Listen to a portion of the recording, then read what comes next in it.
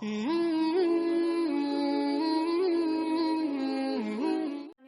बिस्मिल्लाहिर्रहमानिर्रहीम अस्सलामुअलैकुम जमीअन व रहमतुल्लाहि व बरकातुहू। अज़ीज़ान मोहतरम, आज का जो मैंने मौजू इंतखाब किया है, जिस टॉपिक को मैंने सेलेक्ट किया है, उस मौजू पर बात करना, उस पर डिस्कशन करना बहुत ज़्यादा ज़रूरी है। That really need to be discuss. और देखें, अना, तकब्बुर और दूसरों को अपने से कमतर समझना, खुद को अफजल तरीन समझना और सुपियोरिटी कॉम्प्लेक्स एट्सेट्रा, तो ये तमाम चीज़ें, ये सिफत वो है जो अल्लाह को सख्त ना पसंद है। ठीक है। और इसी हवाले से मैंने जिस आयत को अपना उन्वाने बयान करार दिया है, वो सूरह हुजरात की आयत नंबर 13 है। आयत आप जाकर चेक कर लीजिएगा। मैं उसका ट्रांसलेशन आपके सामने पेश कर रही हूँ कि खुदावंद आलम सूरह हुजरात में आयत नंबर 13 में ये इरशाद फरमा रहा है कि ए लोगों, हमने तुमको एक मर्द और एक औरत से पैदा किया है, उसके बाद तुम्हारे दरमियान हमने कबीले बना दिए ताकि तुम पहचाने जा सको और अल्लाह के नज़दीक इज़्ज़त तरीन अफराद, बेहतरीन अफराद वो हैं कि जो तक़वा इलाही रखते हैं, जो अल्लाह से खौफ रखते हैं। यानी इस आयत को पढ़ने के बाद ये नतीजा सामने निकल कर आता है कि इस आयत ने इस समाज में हो रहे तमाम तरह के डिस्क्रिमिनेशन को रद्द कर दिया है। अल्लाह कह रहा है कि मेरे नज़दीक बेहतर वो है जो मेरा जितना ज़्यादा ओबीडियंट है, जो मेरा जितना ज़्यादा फर्माबरदार है, जो खुद को जितना ज़्यादा प्योर बनाएगा, जो खुद को जितना ज़्यादा मुखलिस और खालिस बनाएगा, जितना मुझसे खौफ रखेगा, मेरी बताई हुई राह पर चलेगा, वो मेरे नज़दीक सबसे ज़्यादा अफजल है।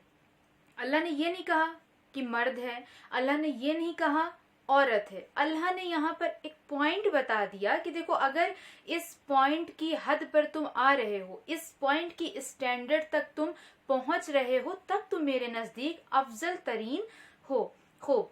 तो जब अल्लाह ने, दीन इस्लाम ने किसी किस्म का डिस्क्रिमिनेशन नहीं रखा है, तो हम और आप कौन होते हैं समाज में औरत और मर्द के दरमियान डिस्क्रिमिनेशन क्रिएट करने वाले? हम कौन हैं? हम कोई नहीं है कि हम डिस्क्रिमिनेशन बताएं। हमारे आइम्मा ने कभी डिस्क्रिमिनेशन नहीं किया, उन्होंने कभी अपनी अफजलियत और बढ़तरी नहीं बताई, जबकि इस सरजमीन पर उनसे ज्यादा अफजल कौन रहा होगा? क्या कभी ऐसी हदीस आपने पढ़ी, कोई ऐसी रवायत आपने पढ़ी कि जिसमें आइम्मा ने कहा हो कि मैं मर्द हूँ, मैं बहुत अफजल हूँ, मैं इमाम हूँ, मैं बहुत अफजल हूँ? एक हदीस ला कर दिखा दें। कभी इमाम ने ऐसा नहीं कहा। लेकिन आज हम इमाम के मानने वाले इस किस्म की बात करते हैं कि हम औरत पर बढ़तरी रखते हैं, फौकियत रखते हैं। हाउ? अल्लाह ने नहीं आपको बढ़तरी रखने दी। अल्लाह आपको नहीं अफजल कह रहा है कि आप औरत से अफजल हैं, ना औरत को वो अफजल बता रहा है कि औरत मर्द से अफजल है। तो आप कौन होते हैं कि आप औरत के ऊपर अपनी अफजलियत का इजहार कर रहे हैं? क्या ये तरीका सही है? देखें, दीन इस्लाम ने औरत और मर्द को एक दूसरे के मुकाबले में नहीं खड़ा किया, बल्कि दीन इस्लाम ने औरत और मर्द को एक दूसरे को कंप्लीट करने वाला, एक दूसरे का सपोर्ट करने वाला बनाया है। लेकिन हमारा माशरा औरत और मर्द को एक दूसरे के मुकाबले में लाकर खड़ा कर रहा है। और आज समाज में जो खराबियां हैं, जो प्रॉब्लम्स क्रिएट हो रही हैं, वो इसी बेस पर हो रही हैं कि समाज औरत और मर्द को इक्वालिटी नहीं दे रहा है, समाज औरत और मर्द को इक्वल नहीं समझ रहा है, वो राइट्स नहीं दे रहा है औरतों को कि जो दीन इस्लाम ने दिए हैं। फिर दूसरी सिमत से, दूसरे मजाहिब से हमें ये बात सुनने को मिलती है कि दीन इस्लाम औरत को सप्रेस करता है, उसको दबाता है, उसकी तरक्की की राह में माने हैं, रुकावट है। क्या ऐसा है? नहीं, ऐसा बिल्कुल नहीं है। दीन इस्लाम औरत को सप्रेस नहीं करता, दीन इस्लाम औरतों की तरक्की में रुकावट नहीं बनता है, बल्कि इस्लाम के नाम पर कुछ लोग ऐसे हैं कि जो अपनी बनाई हुई चीजों को इस्लाम की शक्ल में पेश करते हैं। और इंसान की ये सिफत होती है, इंसान की ये फितरत होती है कि अपनी बनाई हुई चीजों को वो आगे रखता है। आज अगर हम अपने माशरे को ध्यान से देखना शुरू करें, दीन इस्लाम के माशरे को, तो इसमें हमें क्या नजर आएगा 3 چیزیں جو کہ بالکل فیکٹ ہیں. پہلا کیا کہ لوگوں نے اپنی بنائی ہوئی چیزوں کو فرسٹ نمبر پر رکھا ہوا ہے. وہ اس چیز کو بہت تیزی سے فالو کرتے ہیں جو ان کا اپنا بنایا ہوا ہے یا ان کے باپ داداؤں نے اس چیز کو کریٹ کیا ہوا ہے. ٹھیک ہے. سیکنڈ نمبر پر رسول اللہ صلی اللہ علیہ وآلہ وسلم کی سنت کو رکھا ہے. اور تھرڈ نمبر پر بیچارہ اسلام ہے جو کھڑا مظلومیت سے دیکھ رہا ہے کہ میرے رولز تو پیچھے رکھے ہیں, لوگ اپنے بنائے ہوئے رولز پر کس قدر برتری دکھا رہے ہیں اور لوگوں کو الٹی سیدھی باتیں بتا رہے ہیں. خیر, اب دوسری بات یہ کہ قرآن کی مرد ایک آیت لے کر آ جاتے ہیں ڈسکریمنیشن کے حوالے سے, اور کیا کہتے ہیں کہ خداوند عالم قرآن میں فرما رہا ہے الرجال قوامون علی النساء, کہ مرد عورتوں پر طاقتور ہیں, قوامون ہیں. اس آیت کو وہ اپنی ایک اسٹرینتھ بناتے ہیں. تو میں انہیں بتا دوں کہ اس آیت کو پڑھنے سے پہلے آپ کو چاہیے کہ اس آیت کی تفسیر دیکھیں. اس آیت میں یہ جو قوامون کا لفظ آیا ہے اس کو دیکھیں جا کر ڈکشنری میں کہ قوامون کا معنی کیا ہوتا ہے. قوامون کا معنی آپ تفسیر نور پڑھیں آغا قراتی کی. تفسیر نور میں آغا قراتی نے باقاعدہ اس چیز کو نقل کیا ہے کہ قوامون کا مطلب ہوتا ہے سرپرست, نگہبان, پروٹیکٹ کرنے والا, حفاظت کرنے والا. نہ یہ کہ عورت کو اپنے انڈر میں رکھنے والا, عورت کو اس طرح بنانے والا کہ عورت ہر بات پہ اس کے لبیک کہہ کر سر جھکا کر کھڑی ہو جائے. نہ, قوامون کا معنی کیا ہے؟ قوامون کا معنی ہوتا ہے سرپرست کا, ولی کا, حفاظت کرنے والا, پروٹیکٹ کرنے والا. یہ معنی ہوتا ہے. آپ کس بیس پہ اس آیت کو اپنی اسٹرینتھ بنا کر عورتوں کے اوپر ظلم کرتے ہیں کہ اللہ نے فرمایا ہے کہ کیا الرجال قوامون علی النساء؟ ایسا بالکل بھی نہیں ہے. لیکن اچھا, اللہ نے عورت کو اگر قوامون بنایا ہے, طاقتور بنایا ہے, ظاہر ہے فزیکلی مرد عورتوں سے زیادہ طاقتور ہوتے ہیں. ٹھیک ہے, تو اگر عورت سے زیادہ اللہ نے مرد کو بنایا ہے تو کس لیے بنایا ہے؟ اس کا ریزن بھی ہے, احادیث موجود ہے. رسول اللہ نے فرمایا ہے کہ بے شک مرد عورتوں پر قوامون ہے, لیکن کس اعتبار سے؟ کہ ان کی پروٹیکٹ کریں, ان کی حفاظت کریں, ان کے سرپرست بنیں. لیکن اگر آج ہم اپنے معاشرے میں نگاہ کریں تو کیا مرد واقعی ہمارا سرپرست ہے؟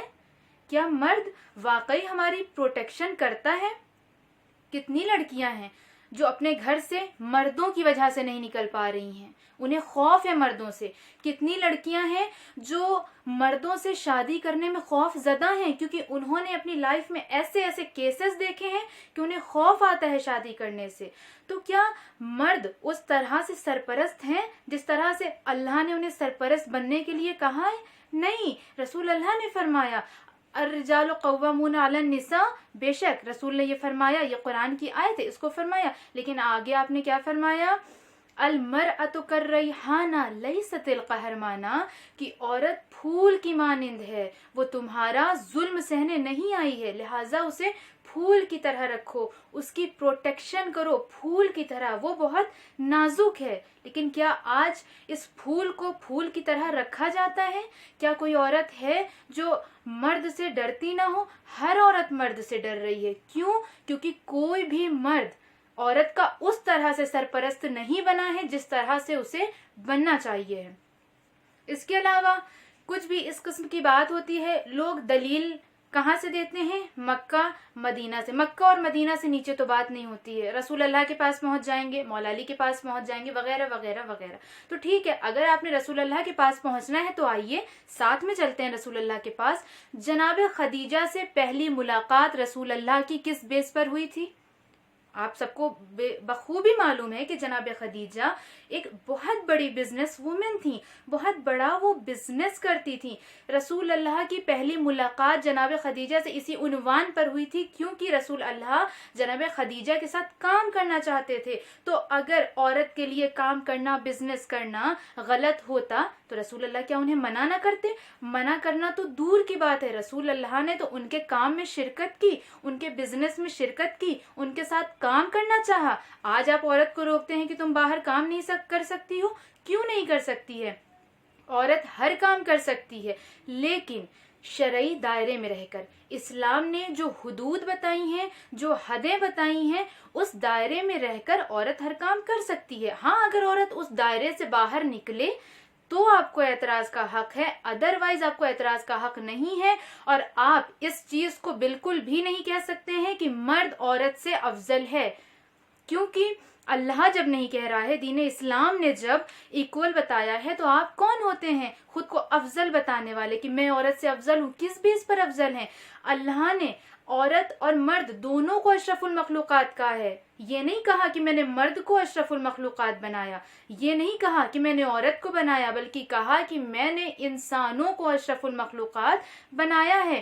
اور انسانوں میں سب سے افضل ترین مرد کون ہے؟ سب سے افضل ترین مرد حضرت محمد مصطفیٰ صلی اللہ علیہ وآلہ وسلم کی ذات. اور اگر آپ کی زندگی کا ہم مشاہدہ کریں تو ہمیں کیا نظر آتا ہے کہ وہ افضل ترین مرد ایک عورت کے احترام میں کھڑا ہو جاتا ہے. اور اسی جگہ پر مجھے وہ ڈاکٹر پیام اعظمی صاحب کا وہ شعر یاد آ رہا ہے کہ انہوں نے بہت بخوبی اس شعر کو کہا ہے کہ یوں تو عورت کوئی دنیا میں نبی ہے نہ امام، یوں تو عورت کوئی دنیا میں نبی ہے نہ امام، یعنی لائی نہ زمانے میں کبھی حق کا پیام، پھر بھی ہے منزل عظمت میں عجب عرش مقام، یعنی کرتے تھے رسول دو سرا آ کے سلام. اور احترام آپ کسی مرد کا کب کرتے تھے؟ احترام آپ کسی مرد کا کب کرتے تھے؟ وہ بھی عورت تھی، نبی جس کا ادب کرتے تھے. عورت کیا نہیں کر سکتی ہے؟ عورت تاریخ کا رخ بدل سکتی ہے. عورت فرعون کے دربار میں حضرت موسیٰ کی پرورش کر سکتی ہے. عورت حضرت عیسیٰ کو پیدا کر سکتی ہے. عورت حضرت محمد مصطفیٰ صلی اللہ علیہ وآلہ وسلم کے زخموں پر مرہم رکھ سکتی ہے. عورت مولا علی کی مددگار بن سکتی ہے. ایک عورت امام حسین علیہ السلام کے مشن کو پوری دنیا تک پہنچا سکتی ہے. تو اسلام کی ان عظیم خواتین کی پیروی کرنے والی آج کی عورتیں کیسے کمزور پڑ سکتی ہیں؟ کیسے کسی کے آگے جھک سکتی ہیں؟ بالکل بھی نہیں. جبکہ ایک طرف سے قرآن یہ صدا دے رہا ہے کہ دیکھو ہم نے تم لوگوں کو ایک جیسا بنایا ہے، ہمارے درمیان، ہمارے نزدیک، خدا کہہ رہا ہے کہ ہمارے نزدیک اگر کوئی بہتر ہے تو وہ کون ہے؟ جو میں نے پہلے ذکر کیا، سورہ حجرات کی آیت نمبر 13 ضرور چیک کریے گا کہ خداوند عالم نے کیا کہا کہ جو جتنا زیادہ متقی پرہیزگار ہے، جو جتنا میرا آگیاکاری ہے، میرا اوبیڈینٹ ہے، میرا فرما بردار ہے، وہ میرے نزدیک افضل ہے اور وہ میرا سب سے اچھا بندہ ہے. والسلام علیکم ورحمۃ اللہ وبرکاتہ.